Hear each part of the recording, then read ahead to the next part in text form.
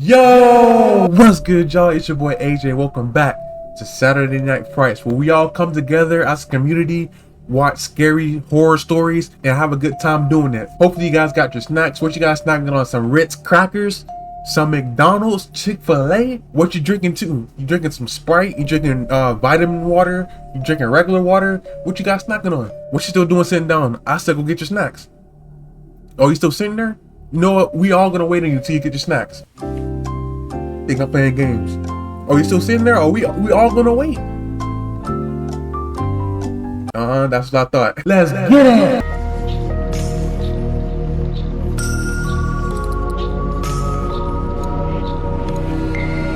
Got fishing stories animated.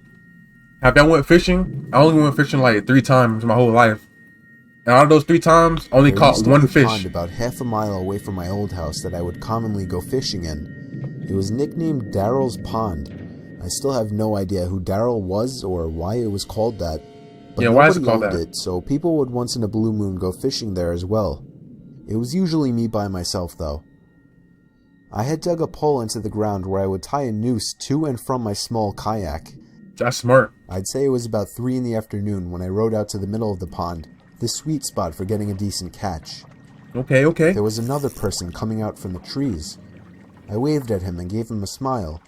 He already looked sketchy. He hopped into a small boat floating by the edge of the pond and began to row over to me. Bro, you got this whole pond. Why are you going to me? Like, that's already another red. That's 2 red flags. How you gonna come from behind the tree and then go in the boat and roll all the way to me? Dude, you got the whole pond. Bro. Let's see where it's gonna go, man. Close enough where trying to speak to him wouldn't come off as Look at that dude, man. I gave him a friendly, "Perfect day, isn't it?" "Yes, absolutely," he said. He didn't say anything after that, and I started to feel a bit awkward, as if I were obligated to keep some kind of conversation rolling now. Man, I would've went to the other side of the pond, man. You come out here to throw some lines?" I asked. "No, I don't actually fish." Then what you doing out here then? "Oh. Freaking Well, weirdo. It's never a bad day to relax on the pond," I said. He continued to row closer to me until his boat collided with mine, creating a big thud. Bro, I was nah, genuinely man. uncomfortable Look, now. you see why I said this dude is a weirdo? That dude rode all the way over here to me. Dude being dry. Then he almost knocked me over in my own boat. Come on, bro. I would have left. I didn't feel threatened, just weirded out. I was only 24 years old. This guy looked like he was late 40s or 50s. Bro, he can still catch these hands, man. Silence.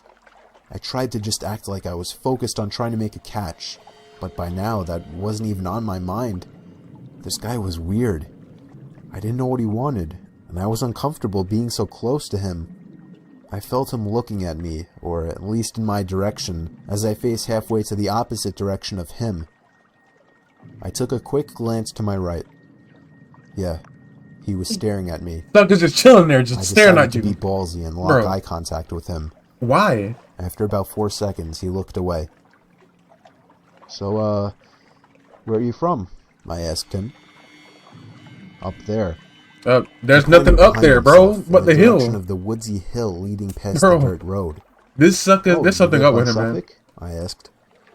No, I'm not." This dude being extremely dry, bro. "What made you decide to come out here?" I said. "Why not?" I continued to try and uncomfortably fill the awkward silences that kept coming up. His responses were dry. He didn't contribute anything to what was barely a conversation. He just sat there, not doing anything. Look at this dude, man. Smile on his face, bro, looking either at me or in my general direction throughout. I was creeped out. My heart was racing at this point.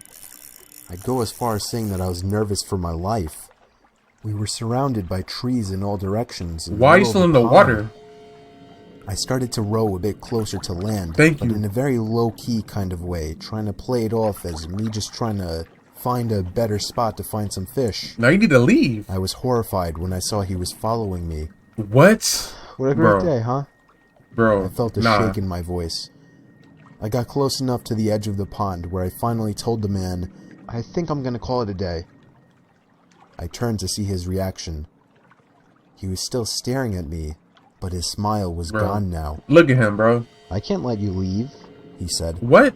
He lifted his flannel to expose a handgun sticking out of his... At this point, man, you got 2 paddles. Man, take one of those paddles and just whack him with it, man. Matter of fact, do I even need to explain it? You want to expose your little handgun? Well, I'm about to expose good old reliable, man.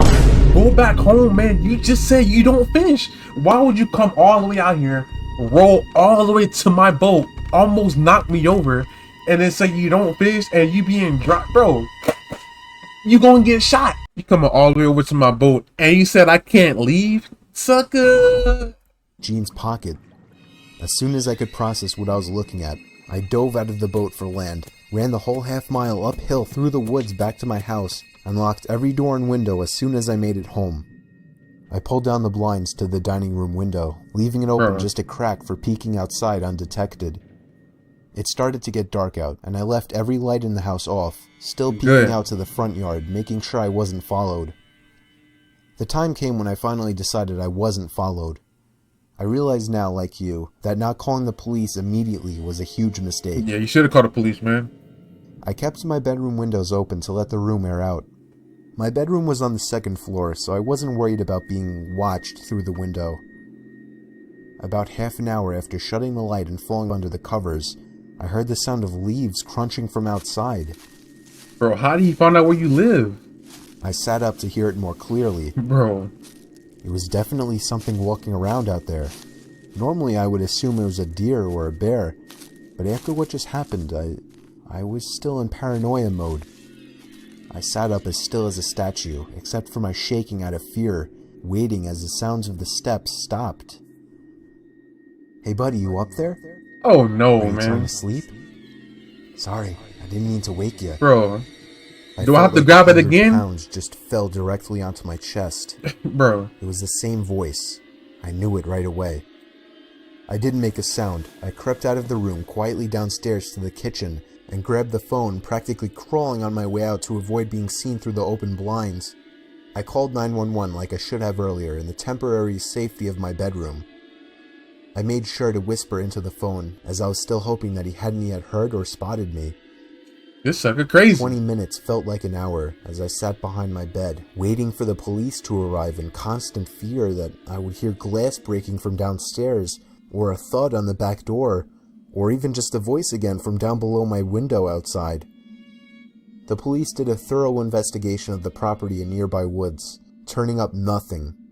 They suggested I stay with a friend or a family member for a few days, Man, you gotta move, man.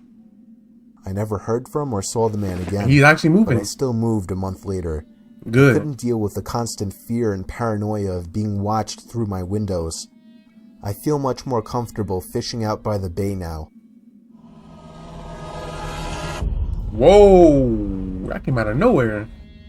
Look, long story short, man, if you're going fishing by yourself, man, bring good old reliable. If you don't have one, bring something. Bring some sort of protection. Otherwise, bro, you're screwed. You're screwed. Trick or treat stories animated. Let's go. This is fitting because Halloween just passed. It was Halloween night of 2007, freshman year in high school. Dang. I was with my friends, Ivan, Ryan, and Jesse. We were all dressed as the Super Mario characters. I was Luigi. Yo, fun fact. When I was a kid, I would, I dressed up as Mario and Wario. Since I was the second tallest. I was short, but Ivan was I look Mario, busted. since he's short and buff. Back at elementary Not school. that Mario was buff. Jesse was Waluigi because he's freakishly tall and skinny. Just like and me. Ryan was Wario because he's just really fat. That's So tough. they were the perfect group costumes for us. We live in a very non-congested suburban neighborhood with a decent amount of space in between houses. On Halloween, that's the worst thing ever. Less bang for your buck. That's facts, We man. were trick-or-treating for hours, way past dark, and eventually came the time when most trick-or-treaters were heading home. My feet started to hurt, and I had to constantly switch arms for holding the now 10-pound pillow sack of candy, but we planned on going until our bags were completely full. A lot of the houses by now weren't answering anymore. It was probably past their cutoff time for giving candy to trick-or-treaters. Approaching our next house, we saw a purple bucket on the stoop, which was the best feeling ever. I was the one to get close enough to realize it was empty, which was the worst feeling ever. I turned around when I heard a knock at the window of the house. We all looked at the window. Couldn't see anyone, but heard someone call out, "Wait." The door opened and an older man, late 40s, already balding, stepped outside. He told Already us a to red come flag. inside so he can get us some more candy. No, red flag all day, bro. First off, look. This sucker look weird as freak, bro. Look, would you trust this dude? No. And second red flag, dude. This dude said come inside for more candy, dude. He's luring children. He's luring children in his house for some candy, bro. Get out of here, bro. Some more candy. You got exposed. I said we could just wait out here. Yes, just wait out He there. responded saying something along the lines of, "Nonsense, come on in, we'll get you your candy." It's not nonsense. Who the freak is Ivan that, stepped in and said, "It's alright. Come on, Dan, let's go." bro? I told the guy to take care and apologize. Oh yeah, leaving. Yeah. He just stood there watching as we walked Bro, off, who's- not you- saying anything. I Bro, felt who he bad, holding hostage in there, man? but at the same Bro, that time, dude's a that guy weirdo. seemed like a creeper, and I figured I just dodged a bullet not going in there. If the story ended there, it wouldn't be scary, so of course, it didn't end there.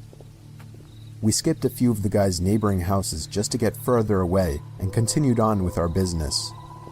We were walking down close to the nature preserve freak now, is that? so there weren't many houses around us. At this point, we were now walking back closer to Jesse's house.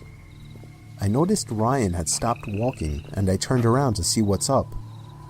He said he heard someone moving from behind the trees in the preserve. Now, this was before everyone's phones had flashlights, so we couldn't just go searching in the woods for someone. Oh man. Besides, we were just telling Ryan that it must have been a raccoon or something. You may think this is a bit of a cliche, but when things like this happen in real life, you always assume the more logical possibility. It's just natural. Why would we assume we were being followed? Cause that I had house to just put came my from. arm around Ryan's shoulder and nudge him forward. A little ways down the street, me and Ivan picked up on the sound as well. When we all stopped, the sounds of the footsteps from beyond the trees stopped as well. What? Ivan yelled at the obvious stalker to go away, or we would beat the shit out of them. Yeah, I knew that's he was really just me. bluffing, though. I could hear the nervousness in his voice. The snap of a twig from beyond the trees triggered a fight-or-flight response in all of us. Me, Jesse, and Ryan all ran for it. Ivan was at first charging to attack, That's but he quickly definitely me. followed after realizing we had all taken off. Oh We man. ran down the dark street, and we all noticed the sounds of at least 2 or 3 pairs of footsteps crushing the twigs and leaves in What? the woods. We banked it hard right down Jesse Street when it finally came up, and ran straight for his backyard, entering his house through the back door. The first thing we did was peek out through his living room window. We couldn't see anyone. We all had to gather our thoughts and discuss what the hell just went down in his living room, when all of a sudden we heard Jesse's backyard gate slam shut. Jesse Whoa. dove to turn off the lights. There was a click and a bang from down in the den. It was more than likely Jesse's back door. We all agreed to go down armed with knives and face them. Good. Jesse turned on his back door light, but there was nobody out there. Just then the front door opened, What? and we all screamed like animals. Jesse's mom and sisters came rushing downstairs. They had just gotten home from their friend's little house party. We all rested assured knowing it was just them. Jesse explained what happened, but made it seem a lot less dramatic. Me and Ivan went home after that and called it a night. At 12:30 a.m., I got a disturbing text message. It was from Jesse. It said, "It wasn't my mom." I What? texted back saying, "What?" He responded back quickly, saying, "It wasn't my mom in the backyard." Yo. My fingers slammed the buttons on my phone, responding back, "What do you mean?" There was a long pause before he finally told me that his mom and sisters said they never went in the backyard. I told him to immediately check the backyard from his upper deck. He had already done just that. He also told his mom everything, and she had already called the police. They didn't find anyone back there, but Jesse did mention the guy who invited us in while trick-or-treating. Nothing ever became of that, and nothing ever Man. happened at Jesse's house again after that one Halloween What night. kind of link is that? Whoa. Interesting. Hide and seek horror stories.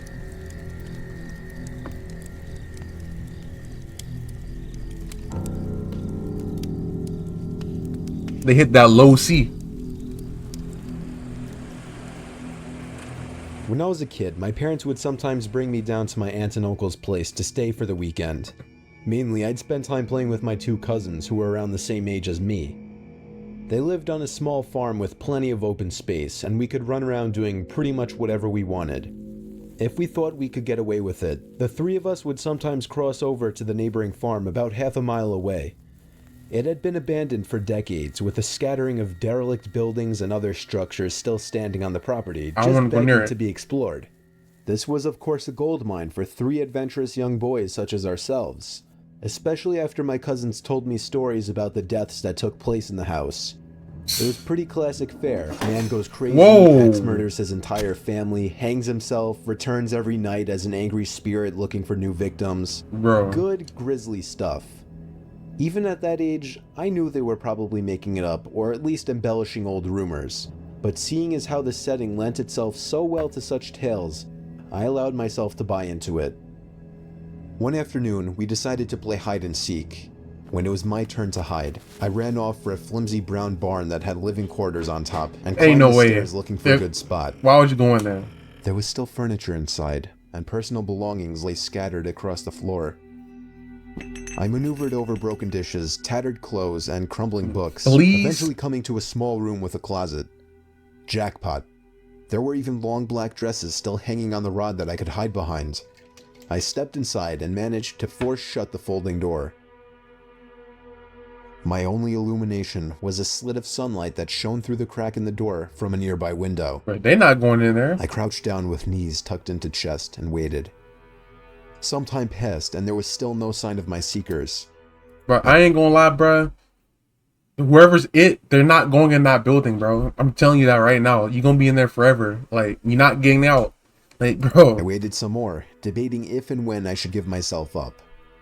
After nearly an hour, this was starting to get boring. My head drooped. And you fell asleep? Oh, I nah. woke with a jerk. It was pitch black. Drowsy and confused, I forgot for a minute where I was or what I had been doing. As it came back to me, the realization that it was now nighttime and that I had been abandoned here filled me with sinking dread in the pit of my stomach. I tried to get up, but a sudden cramp in my calf kept me grounded.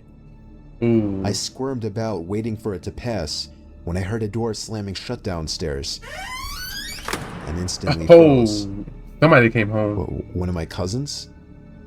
There was a brief period of silence, then footsteps at the bottom of the stairs. But not just footsteps, a thud too. After every other step. These weren't the footfalls of a child. They were slow, heavy, deliberate. I held my breath, praying they would go away. They did not. The noises continued to ascend.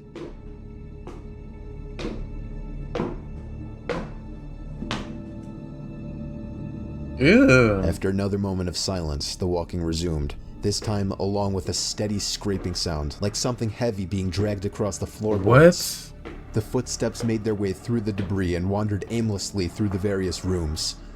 I thought I could smell something faintly putrid. The constant scrape sent cold shivers coursing down my arms and back. My worst fears were realized when the steps reached the bedroom doorway. They got closer and closer, and finally stopped directly in front of the closet door.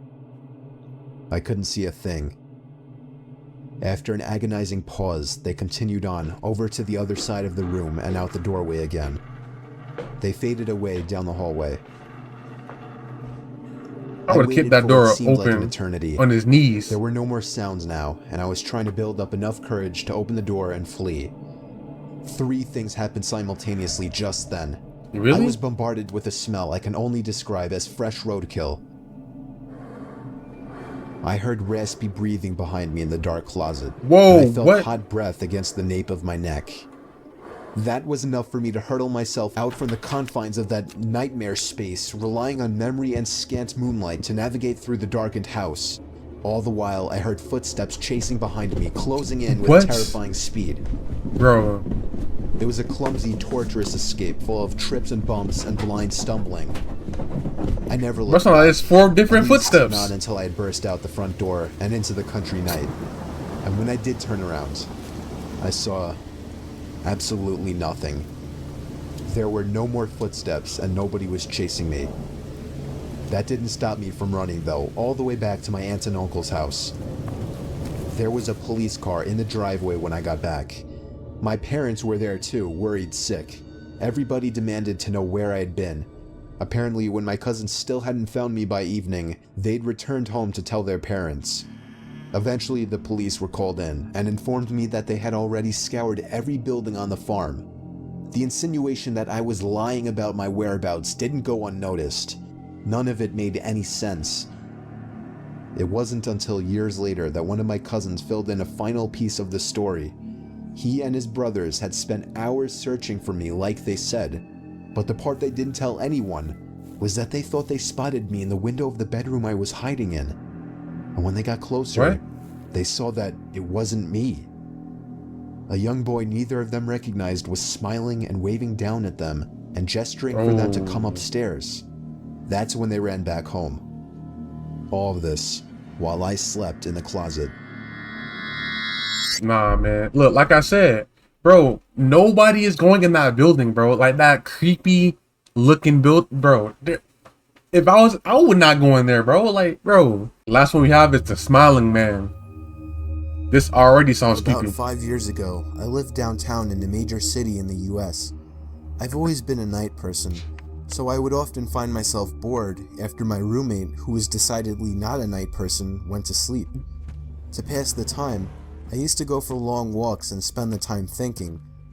I spent 4 years like that, walking alone at night, and never once had a reason to feel afraid. I always used to joke with my roommates that even the drug dealers in the city were polite. Oh yeah? All of that changed in just a few minutes of one evening. It was a Wednesday, somewhere between 1 and 2 in the morning, and I was walking near a police-patrolled park quite a ways from my apartment. It was a quiet night, even for a weeknight, with very little traffic and almost no one on foot. The park, as it was most nights, was completely empty. I went down a short side street in order to loop back down my apartment when I first noticed him. At the far end of the street, on my side, was the silhouette of a man dancing. It was a strange dance, similar to a waltz, but he finished each box with an odd forward stride. Bro, stay off the lean, man. man. He was dance walking. Don't do drugs, kids. For me. Deciding he was probably drunk, I stepped as close as I could to the road to give him the majority of the sidewalk to pass me. The closer he got, the more I realized how gracefully he was moving. That's graceful? He was very tall and lanky and wearing an old suit. He danced closer still until I could make out his face. His eyes were open wide and wild, head tilted back slightly, looking off at the sky. His mouth was formed in a painfully wide cartoon of a smile. Between the eyes and the smile, I decided to cross the street before he danced any closer. I took my eyes off of him to cross the empty street. As I reached the other side, I glanced back, and then stopped dead in my tracks. He had stopped dancing and was standing with one foot in the street, perfectly parallel to me. Run, run. You gotta get out of there. He was facing me, but still looking skyward, smile still wide on his lips. I was completely and utterly unnerved by this.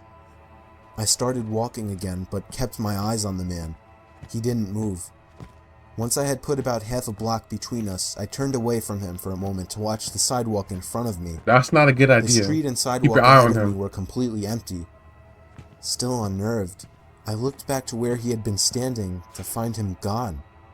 For the briefest of moments, I felt relieved, until I noticed him. He had crossed the street and was now slightly crouched down. Really? I couldn't tell for sure due to the distance and the shadows, but I was certain he was facing me. I had looked away from him for no more than 10 seconds, so it was clear that he had moved fast. I was so shocked, and I stood there for some time, staring at him, and then he started moving toward me again. He took giant, exaggerated, tiptoed steps, as if he were a cartoon character sneaking up on someone, except he was moving very, very quickly. I'd like to say at this point that I ran away or pulled out my pepper spray or cell phone or anything at all, but I didn't. I just stood there, completely frozen. Come on, as the bro. smiling man crept toward me. Bro. And then he stopped again, about a car length away from me. Still smiling his smile, still looking to the sky. When I finally found my voice, I blurted out the first thing that came to mind. What I meant to ask was, "What the fuck do you want?" in an angry, commanding tone.